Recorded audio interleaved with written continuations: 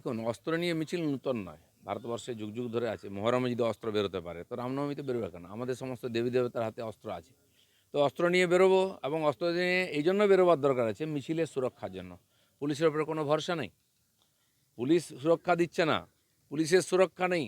মালদা মোথাবাড়িতে থানা জ্বালিয়ে দেওয়া হচ্ছে, ভেঙে দেওয়া হচ্ছে। তারপরে এখানে কি বলে কালিয়াগঞ্জেতে, কালিয়াচকেতেও থানা জ্বালিয়ে দেওয়া হয়েছিল, বারবার হয়েছে। তো পুলিশ কি সুরক্ষা দেবে? তাই হিন্দুরা তাহলে ধর্মকর্ম বন্ধ করে দিতে হবে, শোভাযাত্রা পুজো পাঠ করবে না, কারণ কি হলেই হামলা হবে, যেটা হচ্ছে জায়গায় জায়গায়। আর সেই জন্য হিন্দুদের নিজের সুরক্ষার জন্য নিজের ব্যবস্থা করতে হবে। এবার ক্যানিংয়ে রামনবমী মিছিলে থাকতে পারেন শওকত মোল্লা। শৌকত মোল্লা যদি এত দম থাকে, আগে যাক, নওদাতে যাক, মুর্শিদাবাদে যেখানে হিন্দুদের বাড়িঘর ভাঙা হয়েছে, পোড়ানো হয়েছে, যাক মোথাবাড়িতে যেখানে হিন্দুদের গ্রাম উজাড় করে দেওয়া হয়েছে, থানা ভাঙা হয়েছে, ওখানে গিয়ে শান্তি মিছিল করো। আর মুসলিম ভাইদের বোঝাও যে ধর্মনিরপেক্ষতা একার জন্য নয়, হিন্দুদের জন্য, তোমাদের জন্য আছে। আরে যে চোর ডাকাত ছাড়া রাজনীতি করতে পারে না। ভাঙড়ে তো আমিও থাকি, পঞ্চায়েত ইলেকশন আপনারা দেখেছেন, নমিনেশন করতে দেওয়া হয়নি কাউকে। গাড়ি গাড়ি চোর ডাকাত নিয়ে এসেছিলো, গণ্ডগোল, যে পাবলিক ঘিরে গাড়িগুলো পুড়িয়ে দিচ্ছে, লেজ গুটিয়ে দৌড় মেরেছে নেড়িকুত্তার মতো। সে বড় বড় ধর্মের কথা বলে এটা ডাকাত। আমি নিজে তার ভুক্তভোগী। আমাদের কেন্দ্রীয় সভাপতি যখন ডায়মন্ড হারবার যাচ্ছিলেন, আর ওখানে কীভাবে আটকানো হয়েছে, দিয়ে রাস্তার দুই দিকে সব সমাজ বিরোধী দাঁড় করিয়ে রেখে ইঁট পাথর মারা হয়েছে।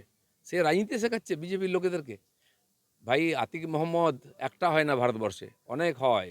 সময়টা আসতে দাও, সব দেখবে। ভুলে যাও না আতিক মোহাম্মদের কথা।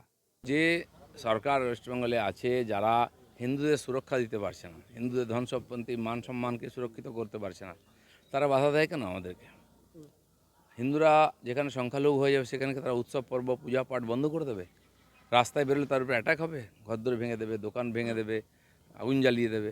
থানাকে পর্যন্ত ভেঙে দিয়েছে। পুলিশ কার জন্য আছে? পুলিশের কি সুরক্ষা দিতে হবে আগে, না তারা আমাদের সুরক্ষা দেবে? কেস ডায়েরি থানায় থানায় এরকম হয়েছে আমরা জানি।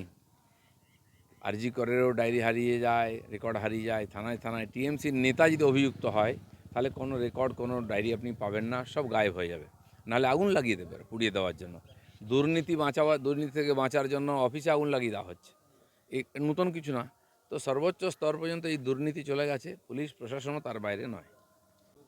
কোন বোর্ডে মামলা নেই? মাদ্রাসা বোর্ডে সবচেয়ে বেশি দুর্নীতি, কারণ কেন্দ্র সরকারের পাঠানো স্টাইপেন্ডের টাকা লুট হয়ে যাচ্ছে। 225 কোটি টাকার কোনো খোঁজই নাই। মুসলিম সমাজ আজকে ওদের ভোট ব্যাংক হয়ে গেছে। মুসলিমরাও জানেন যে আমাদের আর অন্য রাস্তা নেই, টিএমসিকে ভোট দিতে হবে। আর এই জন্য টিএমসি জানে এদের জন্য কাজ করার দরকার নেই, এদের কোনো অধিকার দেওয়ার দরকার নেই, এদেরকে শিক্ষিত করার দরকার নেই, এরা এরকমই থাকুক আর আমাদের ভোট দিয়ে যাক। আজকে মুসলমান সমাজকে ভাবতে হবে যে কিসের জন্য ওরা টিএমসিকে জিতিয়ে রেখেছেন? তাদের সর্বনাশ করার জন্য? বাংলা খবর, আপনার রাজনীতি, আপনার আওয়াজ।